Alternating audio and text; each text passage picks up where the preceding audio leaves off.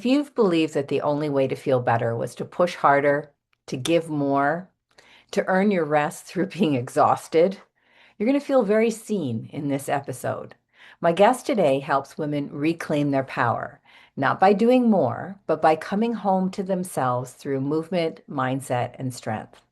By the end of this episode, you'll have the five most important questions women over 40 need to ask in order to break out of the exhaustion/effort cycle. Welcome to the Midlife Reset podcast. This is episode number 48, and I'm your host, Cheryl Gordon. I'm a yoga therapist and a mindfulness coach. I'm providing the practical support and tools that you need to find balance and strength in midlife. My guest today is Leslie Gordon Christie. She is a spiritual leader, executive coach, and the founder of Buff Nation, which stands for beautiful, unique, fearless, and female. She has a strong background in fitness and nutritional counseling and works with women both one-on-one and in group coaching environments. But what makes Leslie's work so powerful is that it's deeply lived. For years, she believed, life had to be hard, that worth came from overgiving and pushing through and devoting herself to others' happiness. And like so many midlife women, she found herself stuck in burnout, body frustration, and self abandonment until her body and spirit finally said, enough. Now, through mindset reprogramming, embodiment practices, and deeper energetic work, Leslie stopped abandoning herself and began reclaiming her power. And now she helps bold women over 40 to do the same. She's been featured on CTV News and The Marilyn Dennis Show. And today she's here to talk about strength, not just in the gym, but in how we live and lead and listen to ourselves. Leslie, I'm so excited to have you here on the Midlife Reset podcast. How are you? I am great. Thank you so much for having me. I'm really excited to do this. Wonderful. Now, we're going to lay out those five all important questions for our listeners today. But first, Leslie, I'd love for you to take us back to the moment when you realized that pushing harder wasn't the answer anymore. What was happening in your body, in your life, or your energy that made this impossible to ignore? Yeah, I think I have gone through this at different stages of my life. And I think the very first time I actually recognized it when I was back in the newsroom working as an anchor and a reporter at CTV, actually, in Kitchener, Ontario. And I was feeling really stressed out. I was feeling just like I kept doing so much to move myself forward, and I was just stuck, and I didn't understand the energetics. I didn't understand our thinking becomes our reality. And so if we've ever been there, and any of your listeners who have been there, it just is almost like a snowball going down a hill, getting bigger and bigger and bigger. The more you're focusing on what you don't want, the more you focus on what doesn't work, the more you focus on how frustrated you are, guess what happens? You Yeah. get, yeah, you get more of that.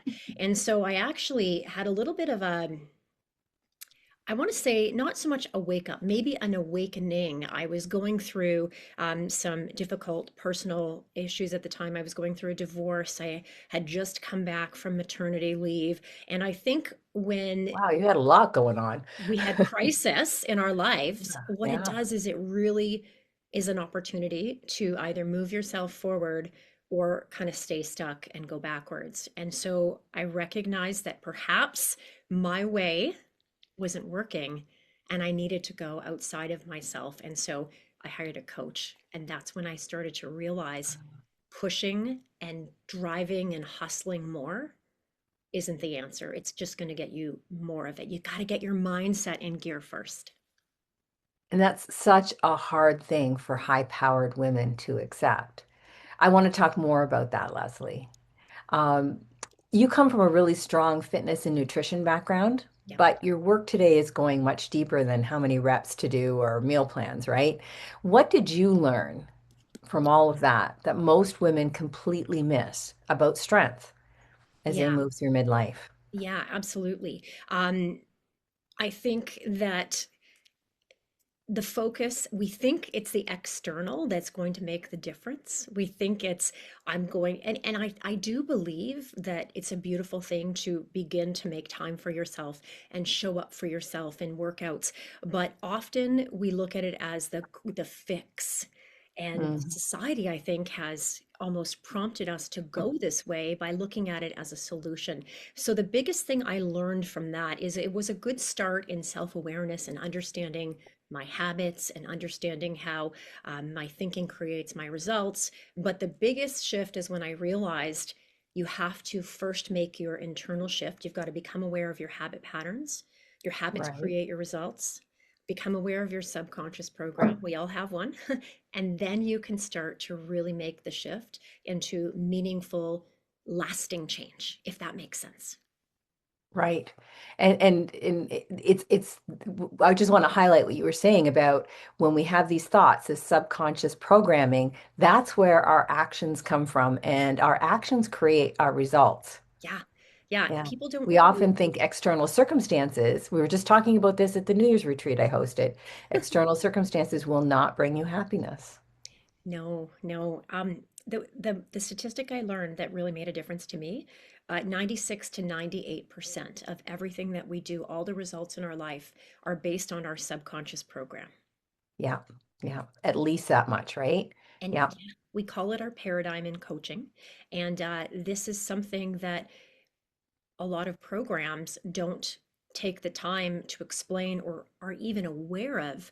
It's really the entryway to make massive changes in your life is becoming aware of that. And you can always know what your program is set at by looking at your results. I like to use the analogy of a cell phone. And if you have a cell phone that is just full of pictures and you go and try to take a photo, has that happened to you before? And you go to take a picture, the whole thing shuts down, right? It doesn't work.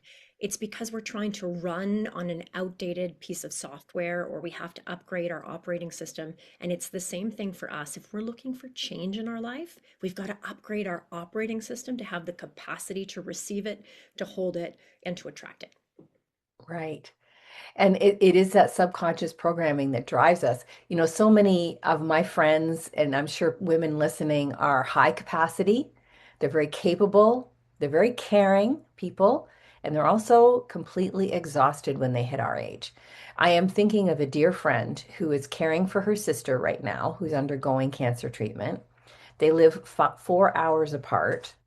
Her elderly parent is just having surgery, so she's going to live with him and support him for a week. She has grandchildren that live 3 hours away in the opposite direction. Mind you, her house is still immaculate. She still makes homemade cookies. She's always ready for a party, or if you want to go to Mexico, she's your girl. She always looks beautiful, always has a gorgeous smile, but she just doesn't sleep. She has chronic pain. She's Mm. very frustrated with her husband, who wants to go to his in sports activities, instead of helping her. Yeah, Can't say no to a volunteer or a work request. right, So, her life is just, it looks great on Facebook. right. But knowing her intimately, I feel so much compassion for her suffering. Yeah, Why do women do this to themselves? yeah, Maybe we can get into those 5 key questions you ask your clients to get them to see, yeah. the sheer impossibility of holding it all together. Yeah, absolutely. I think as we as we move there, I just want to say one thing about that. I think as women, we have sort of this unconscious, and everyone is different, but we have that protector, that caregiver, that's also our identity as well. And so when we start to look at some of those beliefs running the program, it can be exhausting Yeah. over time doing all of that. And Yeah. so here are some questions, that can really help you figure out, okay, where do I really need to shift? What is the honest truth and what direction I'm going in? The first one is, where am I still playing small out of Mm, fear and not truth? Where am I still mm, playing small out of fear or not truth? So roles, habits, stories that you're holding on to that no longer reflect who you're becoming. And I think first of all, we've got to think, who do I want to become? Who right. do I want to be? And then once we figure that out, we can start to answer these questions and really, really honestly get some true answers that can help us change the direction. And Leslie, can you give us an example of like a woman playing small? What would that look like, maybe? Yeah, every time an opportunity comes for work, figuring out, finding an excuse as to why it's not going to work, why she's not the best choice, even though perhaps the opportunity was given to her. This is visibility, and this is about wanting to um, stay safe and not be seen. And so often there's visibility paradigms in there that can be shifted. And it's really not living your life as you want to live it. You're living it for so many other people. But we tell others how to treat us by the way we treat ourselves. And if we're downplaying our role in this beautiful movie of life, then how are we telling others to treat us as well? Right, right. Okay. Yeah. So that's number one. Yeah, number two, what parts of me have I been silencing or hiding? It's a big one. Okay, at this Well, stage in our life. Yeah. yeah, we have things that have happened. People have shamed us, Yeah. you know. It started probably in grade school, and we wouldn't want anybody to see those parts of ourselves because we might not be popular, we might not be lovable anymore. Yeah. Yeah. There's such freedom though in just acknowledging them with love, you know. We can let them go and release them with love, and then we can start to really look at where we want to go. So, but that's a really powerful question, especially at this age in our life, because we have the wisdom. We've been living the experiences. This is a big one that can be a game changer, is what do I need more of? Not just in my schedule, but in my soul. Yeah. Yeah, like what brings me joy? What brings me peace? A feeling of of aliveness that you've been neglecting. Maybe you were painting before and it brought you such immense peace, and it was an outlet for your creativity, or maybe it was getting out in nature because it connected you to that higher power. Right. So what do I need more of? Not necessarily from external circumstances, but from yourself. What do you need more from yourself? Yeah. And Yeah. what does your soul need? That's a beautiful question to Yeah. ask. I truly believe that results come from powerful questions to ourselves, and then letting those answers come out and being open, first of all, to listening, but two, being open to the answers. Yeah. When I was going through this process, when I kind of started my big epiphany, my latest epiphany when I was 60. And when I asked this, what does my soul really need? I just wanted more connection. And I realized that there was ways to get that without, any grand gestures or anything like that. Just asking my friends for one-on-one time or asking my partner for cuddle time while we're watching TV, Yeah. you know, Yeah. And I scheduling time to cuddle my dog. so true, because and that's where, those are things that give you energy, that make you feel alive, and we need more of that. We got to do, there's no reason Yeah. why we can't do more of it, so we can have a little more balance and love and just peace in our lives. Yeah. So that was number three. Yeah. Number four is really, who do I become when I fully trust myself? Who do I Oh, become when I wow. fully What a trust good myself? question. Yeah. Yeah, like how would you speak? How would you move? How would you dress? How would you lead if you let go of fear and doubt and you let your wisdom come through? It's actually a really freeing question. Yeah. What would I do if I knew I couldn't screw up? Yeah. Yeah. Yeah. Yeah. And Like then I that, was on a trampoline, I wasn't going to hit the ground. What would I do? absolutely. And then that just opens everything up. Yeah. Cool. Yeah. And because so many of us edit all the little dreams and thoughts that we have, it's not practical, it's not realistic. Well, I've never done that before. Yeah. I've never seen anybody like me do this before. So why would I expect I could do it? Yeah, absolutely. And all of that thinking is controlled by our program, right? Our paradigm, Right. right? Yeah. I have to share this really beautiful analogy of fleas in a cup, because I think it fits here. Is there's this story of putting fleas in a cup, and they're trying to bounce their way out of the cup and find freedom, and a lid goes on the top, And so all of a sudden they're trying to get out of the cup, but they're hitting the lid. And then you take the lid off the cup, and guess what? The fleas don't go higher than the lid Yeah. because that's what they're programmed to do. And I guess we've got to ask ourselves, what are we programming ourselves? Where's our lid? And if we removed it, what would that look like in our lives? Yeah. We had a dog once and we used to tie her up out front and she could only go so far on her dog leash. And then after a couple of years, we didn't put her on a leash anymore, but she still only but went down the front driveway, but Wow. only as long as the leash would go. Wow. So interesting, Yeah, right? and we do that to ourselves, don't we? We program ourselves that these are our limits. When you look to your past, Yeah. then that's what you're going to stay with, but your future is not based on your past. No, we get to create it. And that's the beauty of this Mhm. lifetime is that we get to create using our imagination, but we've got to get our thinking in line with that vision and really look at, our self-talk, how we're talking ourselves out of things. Half the Right. time we don't even realize we're doing it. Yeah. Okay, question 5. Okay. What is one bold step I'm ready to take in the next 30 days? One bold step. So we don't want to overhaul everything or stress ourselves out. It's about one courageous step forward towards the life that's calling you. Take the program, invest in the coach, go on the trip. What is one bold step that you can take in the next 30 days? One bold step. Yeah. Okay. And then sometimes you might have to break that bold step down into smaller things, and so maybe you can get more stuff done in that 30 days, but it's that one goal for that 30 days. Yeah, Because you don't just want to get one into thing. overwhelm zone, right? No, we don't want to overwhelm. We don't want to overwhelm ourselves. Right, right. Now, you talk a lot, Leslie, about embodiment in your work, actually coming home to the body instead of like overriding it. Yeah. For example, feeling some emotion, which is super challenging for us. What if I get swept away? What if I can't handle this emotion? How do you coach your clients to be embodied? Yeah, you asked a really good question about, I think so many of us have that fear of when the emotion comes, what do we do? Or should I push it out? Or, the toxic positivity movement where I just can't think that. But we need to feel it and not be afraid of it and feel into it. And so what I'll do with clients is we'll sit down. The best thing we can always do is slow down and breathe. And you know this, right? Cheryl, it's all about the breath. Like I'm telling you this stuff and you know it all.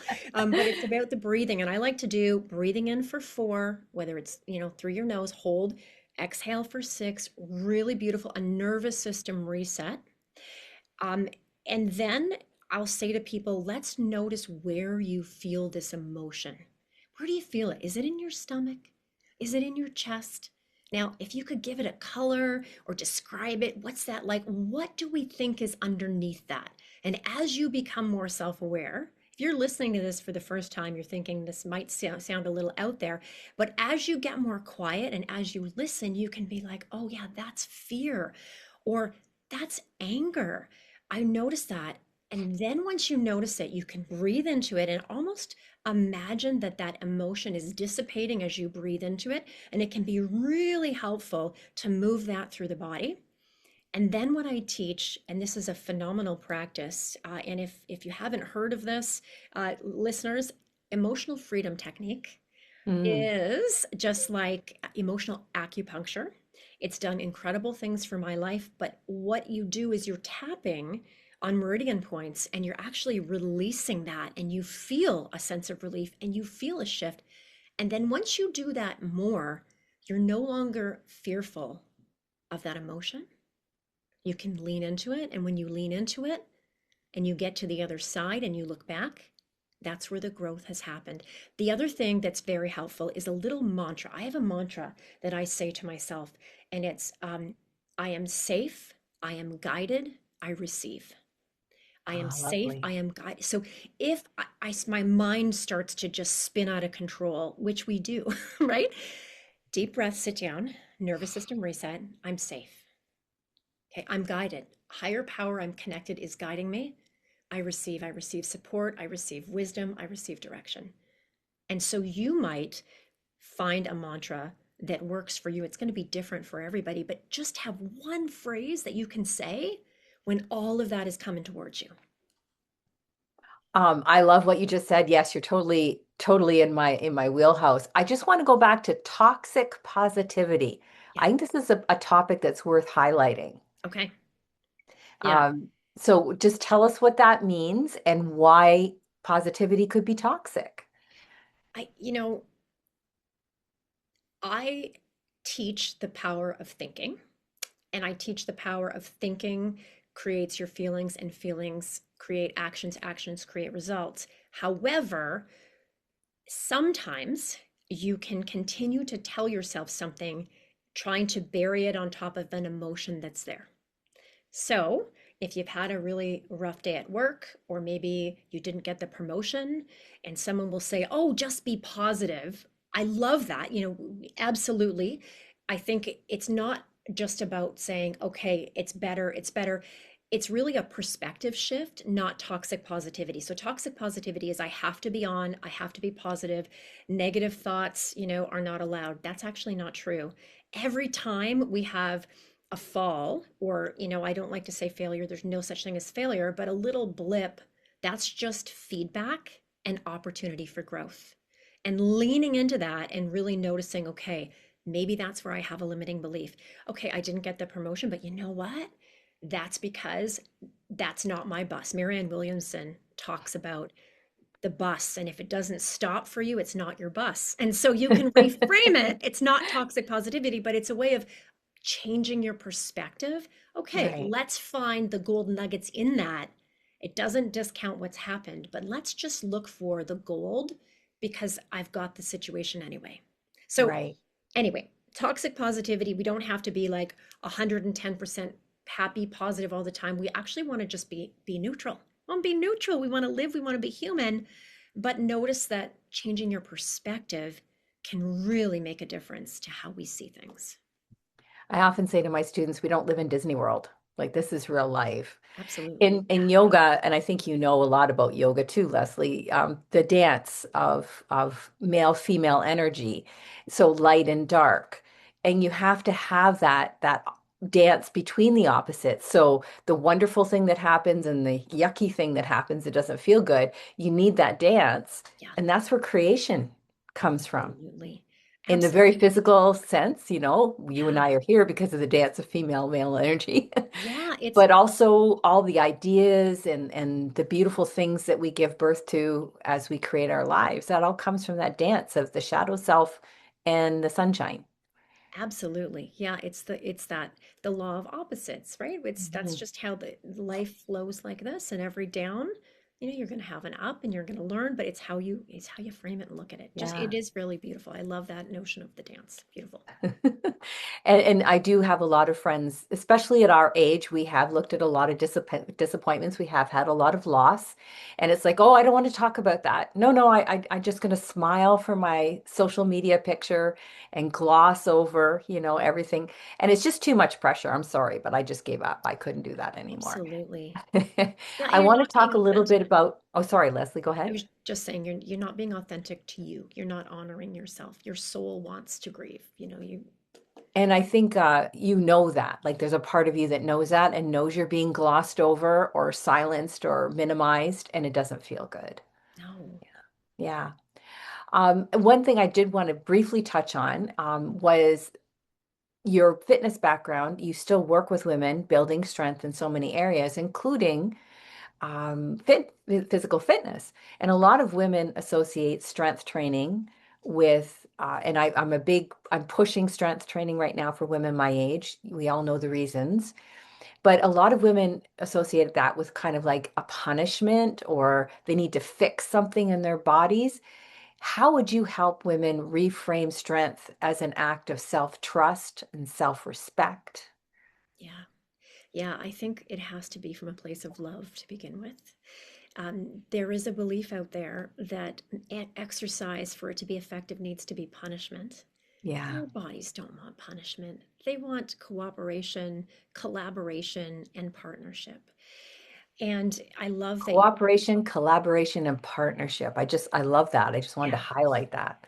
And I Yeah. think when you start to tune into what your body wants, and I do some cool things with my clients and we muscle test and figure out what our body wants. It's really interesting to see because some days your body's just going to want a walk in nature. Other days, it's going to want to build strength. And strength training, as you mentioned, is absolutely essential as we get older. And I just, remember back in the days of being a health reporter, going to cover aging and research and strength training, and how the biggest takeaway was it doesn't matter how old you are. When you start to strength train, you can reverse the aging process simply by increasing your muscle tissue because it boosts your metabolism, it speeds things up, and so it's an act of self-love, so you can be here in this body and have it work for you, not against you. I think we've all felt when we don't do anything, and when we don't do anything more than our body, sometimes we need to not do something, but if we don't move or we don't exercise, sometimes we hurt more because we got to move, right? Absolutely. Yeah. We're You meant to start grow. feeling really old. Yeah. Yes, yes, absolutely. Yeah. Yeah. As we wrap up, Leslie, this has been amazing. What about women my age who say, it's too late for me? I'm Oh, too old to learn new things. I yeah. can't. Yeah, yeah. That's just a program and a paradigm. And I like to call a pot roast story. A pot roast story is something there's a story about pot roasted. A girl, she was making a pot roast and she cut the ends off of the pot roast and she would put it in a pan and put it in the oven. And she was wondering, why do I do this? She called her mom. Her mom said, it's because my mom did it. Call my mom. So she called her mom, and her mom said, well, my mom always did it. Call great granny and ask her why. And when eventually they got the reason, it was because great granny had a small kitchen with a small oven and she had to cut the ends off in order for the pot roast to fit. And so we hear, I'm too old. It's what's the point? We hear this, we tell ourselves that, and then we believe it. It's absolutely not true. But the question to ask yourself is, do you really want to believe it? Is you believing that serving you or shrinking you? Yeah. And that's the question I asked myself, at 60 years old, when do I retire or do I start a podcast? Start a podcast. Yes. And I really, even today, that old paradigm is in my brain, like, you're crazy. You're never going to be able to keep up with the younger ones and all this kind of stuff. But you know what? What would you do if you knew you couldn't fail, right? If you Absolutely, knew, absolutely. And I love that you did it. That's what keeps you living and feeling young because we are put on this earth to grow.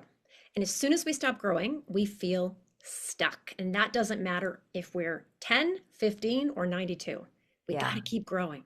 It's a right. universal law, growth and expansion. And if we're not lined up with that universal law, that's when we feel unfulfilled. That's when we feel bored. That's when we start to, feel Get unhealthy. restless Yeah. and Yeah. engage in behaviors that maybe aren't really healthy for us or the environment. Yeah. Yeah. Yeah. Well, Leslie, this has been so much fun to have this conversation. Thank you so much.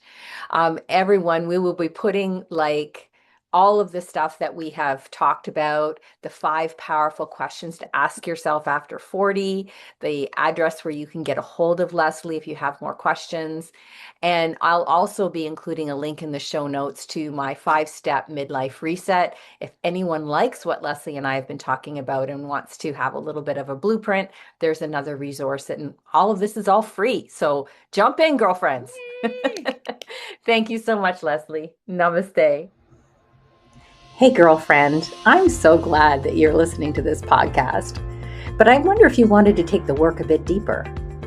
Would you like to feel lighter, sleep better, and wake up energized again? Join my 60-minute free masterclass to learn the 5 steps that help me lose 25 pounds, reset my body, and finally feel calm, strong, and confident again. You can register on my website, and I really hope to see you soon.